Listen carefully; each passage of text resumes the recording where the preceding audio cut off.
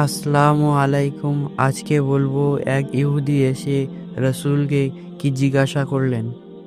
আবদুল্লাহ ইবনে ইউসুফ রহমতুল্লাহ আলাই আনাস ইবনে মালিক রাদিয়াল্লাহু তাআলা আনহু থেকে বর্ণিত, তিনি বলেন, একবার আমরা রসুল সাল্লাল্লাহু আলাইহি ওয়াসাল্লামের সঙ্গে মসজিদে বসেছিলাম। তখন এক ব্যক্তি সাওয়ার অবস্থায় ঢুকলো। মসজিদে প্রাঙ্গণে এসে তার উটটি বসিয়ে রেখে বেঁধে রাখলো। তারপর সাহাবীদের লক্ষ্য করে বলল, তোমাদের মধ্যে মুহাম্মদ সাল্লাল্লাহু আলাইহি ওয়াসাল্লাম কে? রাসূল সাল্লাল্লাহু আলাইহি ওয়াসাল্লাম তখন তার সামনে হেলান দিয়ে বসা ছিলেন। আমরা বললাম, এই হেলান দিয়া বসা ফর্সা রঙের ব্যক্তিরই হলো তিনি। তারপর লোকটি তাকে লক্ষ্য করে বলল, হে আব্দুল মুত্তালিবের পুত্র। নবী করিম সাল্লাল্লাহু আলাইহি ওয়াসাল্লাম তাকে বললেন, আমি তোমার জবাব দিচ্ছি।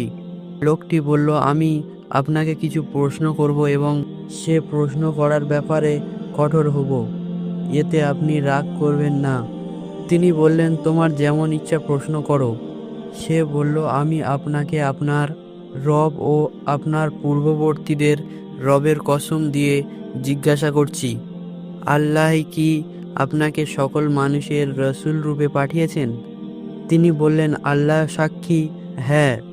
সে বলল, আমি আপনাকে আল্লাহর কসম দিয়ে বলছি, আল্লাহ কি আপনাকে দিনরাতে 5 ওয়াক্ত সালাত আদায় করতে নির্দেশ দিয়েছেন?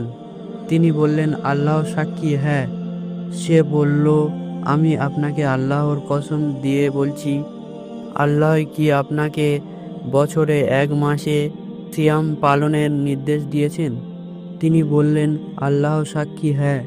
সে বলল, আমি আপনাকে আল্লাহর কসম দিয়ে বলছি, আল্লাহ কি আপনাকে নির্দেশ দিয়েছেন আমাদের ধনীদের থেকে সদকা বা জাকাত উসুল করে গরিবদের মধ্যে ভাগ করে দিতে?